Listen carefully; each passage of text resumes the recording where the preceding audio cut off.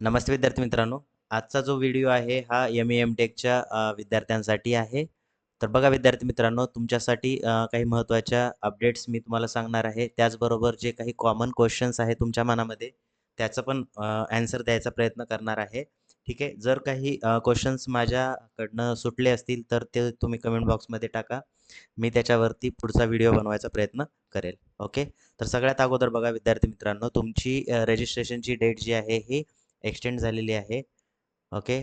तर ती झालेली आहे आता 21 जुलै 5 वाजेपर्यंत तुम्हाला रजिस्ट्रेशन करता येईल. ओके. त्यानंतर डॉक्युमेंट व्हेरिफिकेशन जी आहे त्याची डेट 22 जुलै दिलेली आहे. अ, बघा, डॉक्युमेंट व्हेरिफिकेशन करायला तुम्हाला 2 मोड अवेलेबल आहेत. ई स्क्रुटिनी आणि फिजिकल स्क्रुटिनी. ठीक आहे. हे 2 मोड आहेत. त्यानंतर बघा 24 जुलैला जर तुमची डेट एक्सटेंड नाही झाली परत, तर 24 जुलैला तुम्हाला प्रोव्हिजनल मेरिट लिस्ट लागेल. प्रोव्हिजनल मेरिट लिस्ट म्हणजे काय असतं, तर त्याच्यामध्ये तुम्हाला एक मेरिट नंबर मिळतो. On the basis of merit number तुम्ही कॉलेजला ॲडमिट होतात. ओके. तर याच्यामध्ये बघा कॅटेगरी वाईज मेरिट नंबर असतो. स्टेटचा पण असतो आहे ना, डिफरंट मॅटर करतात ते तुमचा कट ऑफला. Okay, fine. त्यानंतर बघा तुमचा ग्रेव्हियन्स पिरियड असतो. आता ग्रेव्हियन्स पिरियड हा नवीन शब्द वाटतो आपल्याला आणि ग्रेव्हियन्स पिरियड म्हणजे काय, तर यामध्ये तुम्ही तुमचा फॉर्म जो आहे तो एडिट करू शकता after completion of scrutiny. Okay. तर एफ सीचं कन्फर्मेशन झाल्यानंतर किंवा स्क्रुटिनी सेंटरचं कन्फर्मेशन झाल्यानंतर ही तुम्ही तुमचा फॉर्म एडिट करू शकता. जर तुमच्या फॉर्ममध्ये काही मिस्टेक्स असतील किंवा जर काही एखादं डॉक्युमेंट्स अपलोड करायचं बाकी असेल, तर त्या सर्व गोष्टी तुम्ही या ठिकाणी करू शकता. बघा विद्यार्थी मित्रांनो, या ठिकाणी जो 3 दिवसाचा पिरियड दिलेला आहे, तर याच्यामध्ये तुम्ही इन केस एखाद्या स्टुडंटची जर रिसिप्ट आलेली नसेल किंवा व्हॅलिडिटी आलेली नसेल, तर ते विद्यार्थी याच्यामध्ये आपण भरू शकतो. तुम्ही तुमच्या कॅटेगरीमध्ये कन्व्हर्ट होऊ शकता.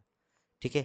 आता तुम्ही म्हणाल, की "सर, आमच्याकडे तर रिसिप्ट आहे, व्हॅलिडिटीची आहे किंवा ई-डब्ल्यू-एसची आहे किंवा नॉन क्रिमी आहे." आहे ना? तर आम्ही काय करायचं? मग कधीपर्यंत ओरिजिनल सबमिट करायला पाहिजे? तर विद्यार्थी मित्रांनो, कॅप राउंडचा 4 कॅप राउंड होतात तुमचे. तर 4थ्या राउंडच्या लास्ट डेटपर्यंत तुम्ही सबमिट केलं ओरिजिनल डॉक्युमेंट तरी चालतं. याच्यावरती डिटेल व्हिडिओ मी बनवलेला आहे. वरती आय बटनवरती तुम्हाला तो व्हिडिओ भेटेल किंवा हा व्हिडिओ संपल्यानंतर तुम्हाला एंड स्क्रीनला पण तो व्हिडिओ मिळेल किंवा डिस्क्रिप्शन बॉक्समध्ये त्याची लिंक टाकेल मी. तिथून तुम्ही बघू शकता. हा झाला शेड्यूलबद्दल. त्यानंतर बघा काही इलिजिबिलिटी संदर्भात काही विद्यार्थ्यांच्या मनामध्ये डाऊट आहे. तर बघा विद्यार्थी मित्रांनो, काय आहे, ज्या विद्यार्थ्यांनी गेट ची एक्झाम 2026 मध्ये दिलेली आहे आणि त्यांना जर नॉन झिरो स्कोर असेल, म्हणजे 0 सोडून दुसरा कोणताही असेल, है ना, 0.5 असेल किंवा 1 असेल, नॉन झिरो स्कोर जर असेल आणि 2026 मध्ये तुम्ही गेट दिली असेल, तर तुम्ही इलिजिबल आहात. आता काही विद्यार्थ्यांनी मला मेसेज केलेले आहेत. त्यांची केस अशी आहे, की त्या विद्यार्थ्यांनी गेटची एक्झाम ही 2025 किंवा त्याच्या अगोदरच्या वर्षाला दिलेली आहे आणि त्यांचा स्कोर जो आहे तो व्हॅलिड नाही आहे. आहे ना? तर व्हॅलिड स्कोर म्हणजे काय? तर आपण बघा, ज्या विद्यार्थ्याला गेटचं स्कोर कार्ड मिळतं आणि त्याच्यामध्ये कॅटेगरी वाईज त्या ठिकाणी नंबर दिलेला असतो. तर त्याच्यापेक्षा जर कमी मार्क असतील, तर तो क्वालिफाय नसतो. आहे ना? क्वालिफाय मार्क म्हणतो आपण त्याला आणि जी लिमिट दिलेली आहे त्याच्यावरती जर मार्क असतील, तर क्वालिफाय मार्कमध्ये कन्सिडर होतात. ओके. तर तुम्ही बघायचं आहे, की तुमचे जर क्वालिफाय मार्क असतील, तर तुम्ही 3 वर्ष तुमचा गेटचा स्कोर आहे तो व्हॅलिड राहतो.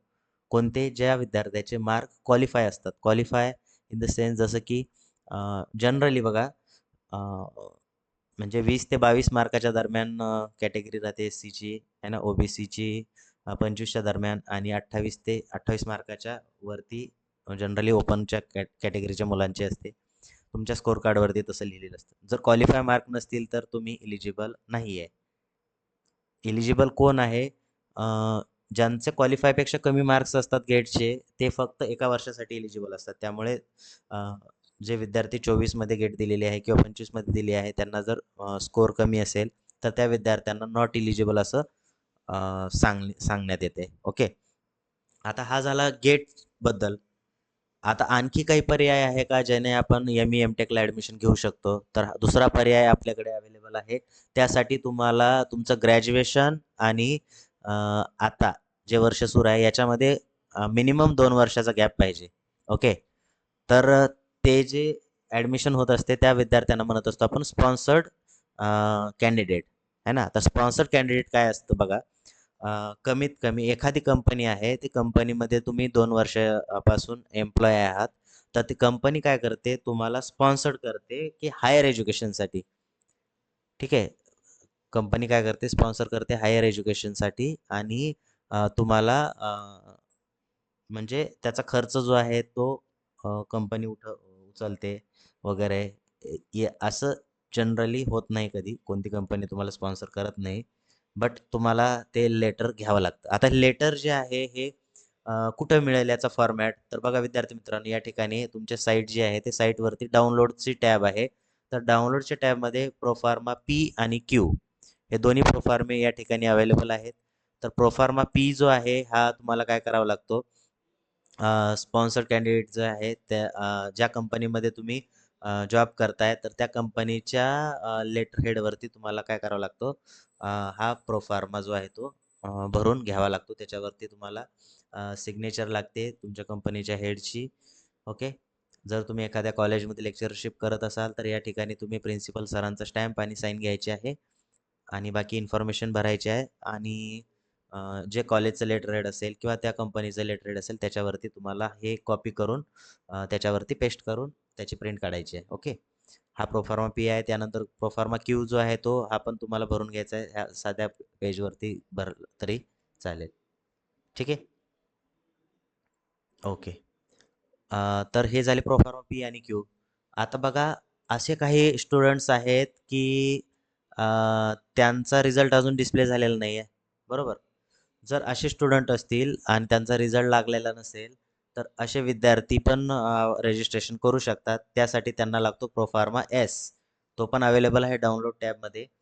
तर याच्यामध्ये बघा तुम्हाला क्लिअरली काय मेन्शन केलेलं आहे, तर format of undertaking from the student for not producing degree certificate or mark list at the time of submission of CAP application at scrutiny centre. जर तुमच्याकडे डिग्री सर्टिफिकेट नसेल किंवा तुमचा रिझल्ट जर डिस्प्ले नसेल झालेला, त्यामुळे मार्कशीट आलेली नसेल, तर तुम्ही प्रोफार्मा एस जो आहे हा भरू शकता. हा प्रोफार्मा एस भरायचा आहे आणि तो त्या ठिकाणी अपलोड करायचा आहे. ठीक आहे. तर scrutiny centre will be allow you for cap round. Okay. आणि त्यानंतर जेव्हा तुमची ओरिजिनल मार्कशीट येईल किंवा डिग्री सर्टिफिकेट येईल त्यावेळेस तुम्ही अ, त्या ठिकाणी तुमची मार्कशीट जी आहे ती अपलोड नंतर करू शकता. आता तसेच बघा बरेचसे विद्यार्थी असं म्हणताय की सर आमची अजून लिव्हिंग आलेली नाही आहे. ओके. तर living is not mandatory. Okay. तर डॉक्युमेंट अपलोड करताना लिव्हिंग मॅन्डेटरी नाही आहे. त्यामुळे अपलोड नाही केली तरी चालतं. ठीक आहे. तर बाकीचे डॉक्युमेंट तुम्हाला अपलोड करायचे आहेत आणि आय होप तुम्हाला समजलं असेल. ठीक आहे. हे झालं एम टेकच्या स्टुडंटसाठी. जर तुम्ही WhatsApp ग्रुप जॉइन केला नसेल तर लिंक डिस्क्रिप्शन बॉक्समध्ये आहे. त्याच्यामध्ये तुम्हाला मी अलाउ केलेलं आहे. तुम्ही तुमचे प्रॉब्लेम शेअर करू शकता आणि तुमचे जे सोबतचे मित्र आहेत, जे रजिस्ट्रेशन करताय किंवा ॲडमिशन घेत आहेत, ते त्यांचं ॲन्सर देतील. मला वेळ नसेल तर. ठीक आहे. मला जर वेळ मिळत असेल तर मी मी पण रिप्लाय करतो त्यामध्ये. सो WhatsApp ग्रुप जॉइन केला नसेल तर करून घ्या. ओके. आणि आणखी काही जर तुमच्या मनामध्ये डाऊट असेल तर तुम्ही तसं मेन्शन करा. आपण त्याच्यावरती सेपरेट व्हिडिओ बनवायचा प्रयत्न करूया. ठीक आहे. भेटू आपण नेक्स्ट व्हिडिओमध्ये. Thank you. Good night.